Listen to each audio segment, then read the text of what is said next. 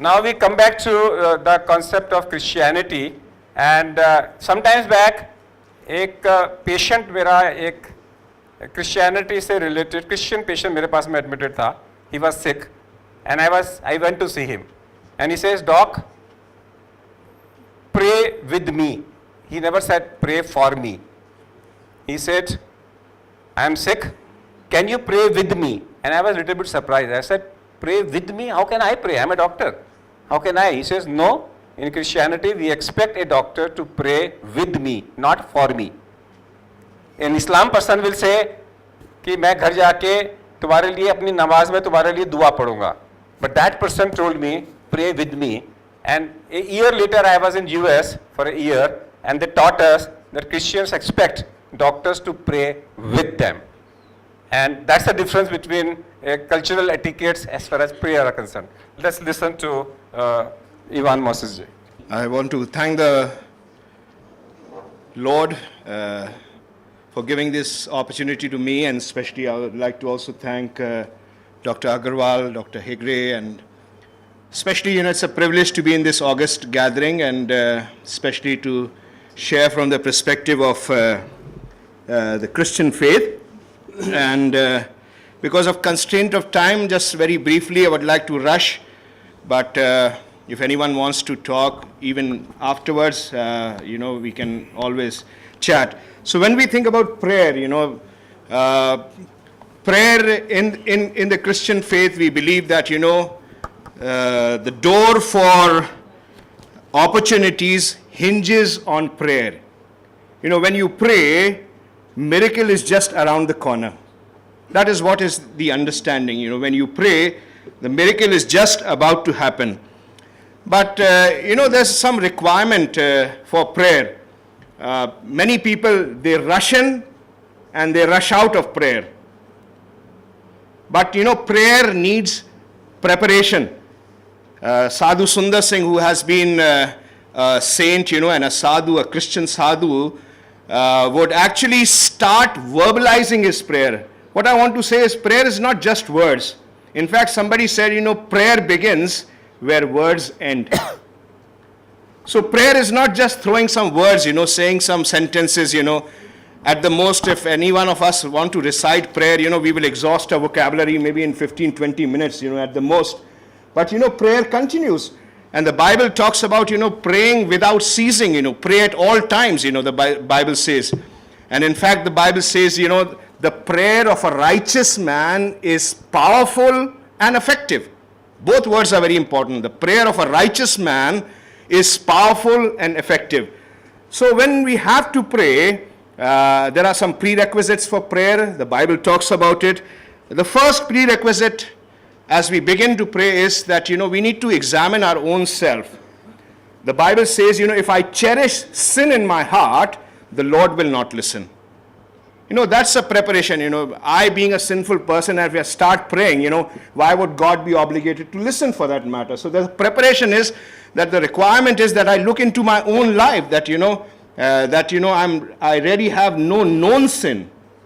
For that matter, nobody is sinless. But, I do not have any known sin in myself. The second prerequisite is that when I come to prayer, I cannot come in pride and arrogance. In fact, there's an illustration in the Bible, in the Luke's Gospel, where two men went to the temple to pray. One was a tax collector, one was a Pharisee, And the tax collector began to say, Lord, I fast twice a week, I do this, I do charity, this and that. But the sinner stood behind and said, Lord, have mercy on me, a sinner. So what I want to say, we cannot come to prayer in arrogance, when do you make the best prayers? Your best prayers, according to the Bible, is not dependent on your vocabulary, sentence structure, your theological jargon. It is dependent on how desperate you are. The more desperate you will be in a critical situation, the better prayer you can make.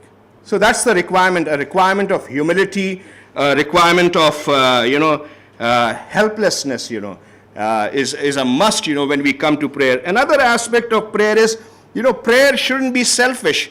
Most of the time, we want to pray for ourselves, for our needs. and for our betterment, but the Bible talks about there's such a thing about praying for other people. And, it's very, very important that we pray for other people. In fact, the scripture tells us in 1 Timothy chapter 2 verse 1, where it says, pray for your government, pray for your politicians, pray for your governor, your kings, and all those in authority, first of all. So that should be a priority. Prayer is not just praying for the self. The fourth requirement is that when we pray in the Bible, we shouldn't be doubting. The Bible says again, if anyone doubts, he's like the waves of the sea. And when he prays, let him not expect that anything would happen. Another thing required of prayer is that, we need to be praying in secret, which is very, very important, praying in secret. Especially when we come to the Bible, when it talks about prayer, fasting, and almsgiving, this happens in all faith. But the important aspect that the Bible teaches is how much can you do all these three things in secret. Because the Bible says when you will pray in secret, go into your room, shut the door behind you, and pray to God who listens and sees and rewards in secret. So that is very, very important in prayer. So prayer is important for any human being. Let me tell you, you must have read this caption if you have traveled, many Christian homes have this, prayer changes things. Have you seen anyone knows this caption? Prayer changes things. But another caption that is now written underneath this caption is prayer changes me for things. Me for things. Many a times we want the situation to change, the circumstances to change. But that may not happen. It all depends on the will of God. What is the will of God for my life? So what can happen is when I start praying, the situation may not change, but my perspective can change, When I start praying, that's why it is said, prayer changes me for things.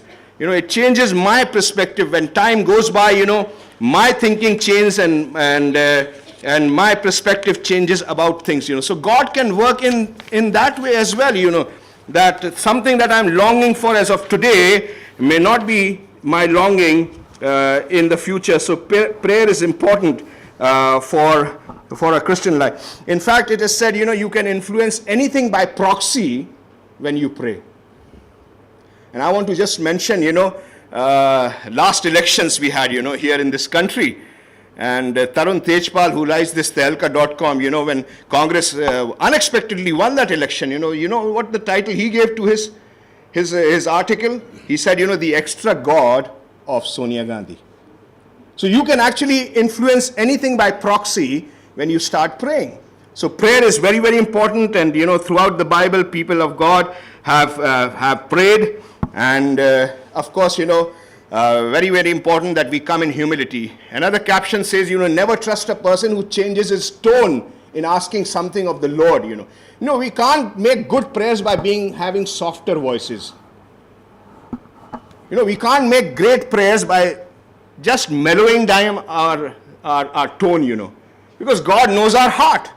And because God knows our heart, my voice, my jargon definitely does not have any bearing in that. So that is the idea we have for prayer. And in fact, in our churches, we are now teaching that, we need to be praying for 5 very critical things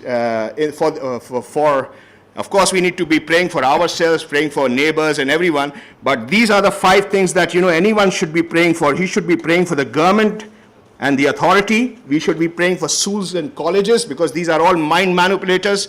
Schools and colleges, very important to pray for media and their influence, very, very importantly. Hardly people are talking about this and praying for them, Pray for the economics of the country, very, very important. And of course, pray for the organization, NGOs, which includes hospitals and all those who do charity work, So these are the 5 areas. Of course, we need to be praying for ourselves, others, but these very, very important: government, schools and colleges, media, economics, organizations, and NGO. Now, a little bit about faith. Now, faith, what is faith? According to the Bible, faith is being sure of and being hopeful of what is unseen.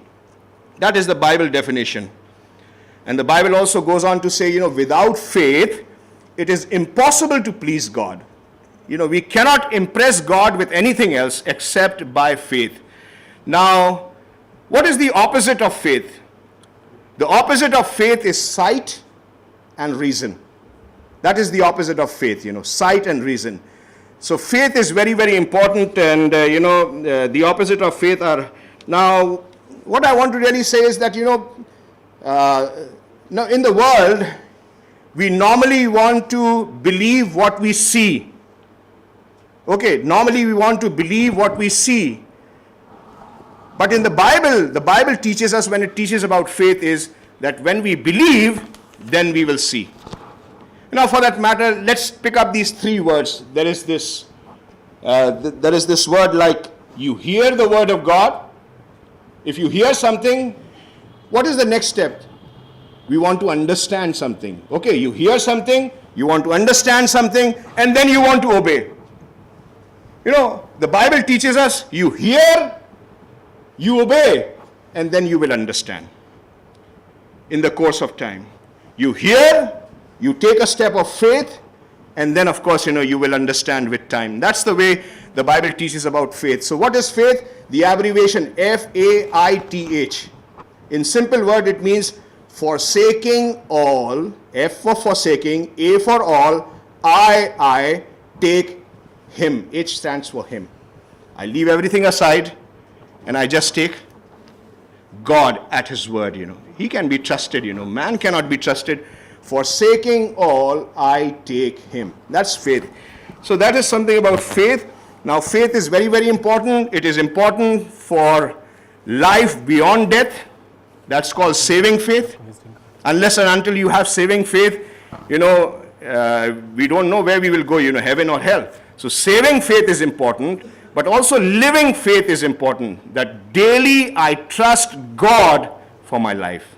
Daily I trust God for my life. So both kinds of faith are very important. Saving faith, that I have to believe in Jesus as my Savior. That saving faith that can take me to afterlife. But also I need to have living faith, that I need to be trusting God daily for my sustenance, my dependability. God is looking for my dependability upon Him. So that's about faith.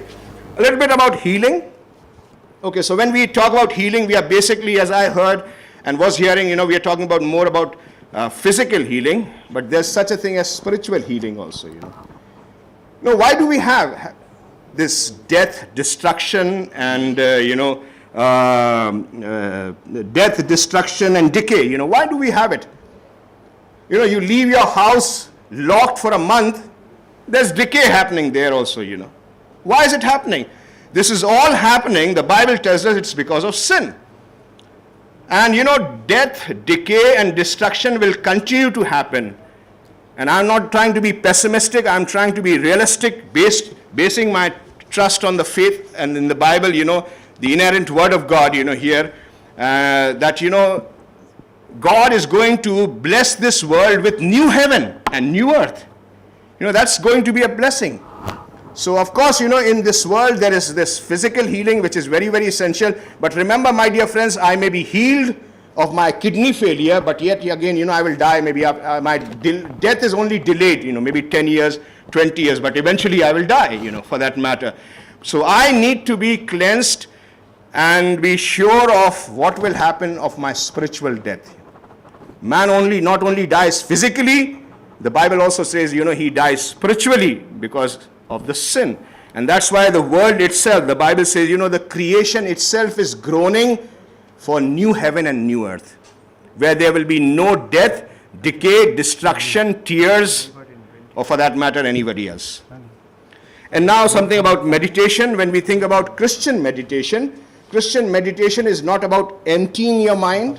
Christian meditation is rather filling your mind with the Word of God. You meditate upon the Word of God.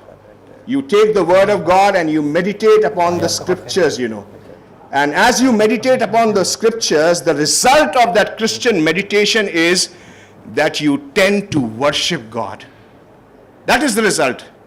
That is what happens when you meditate, on the Word of God, because this Word of God is God's Word. Many people who have read this Word have had their lives changed because this is the real Word of God, Many people even fear to hold this Bible, because it is said, when you start reading the Bible starts reading you. So this is the inerrant word of God, and when we meditate upon it, it helps me to be exuberant and thankful to God, and I just end up worshiping God. Now in Christian meditation, we need to understand that the element of the Holy Spirit is very, very important. We meditate, and the Holy Spirit helps me to realize what God has done. We also meditate upon the life, death, and resurrection. Next week is Good Friday. We will be meditating upon the death of the Lord Jesus Christ. Why did he die? What was the reason for him to die? After all, gods are not suffered to die. Good Friday changes the perspective that we have a suffering God. That's why the Bible says, Jesus was tested in every way that you and I are tested, yet he was without sin. So these are some of the things we meditate, and of course we end up by just thanking the Lord. Thank you, Lord, that we have you as an example. Amen. Thank you. Amen.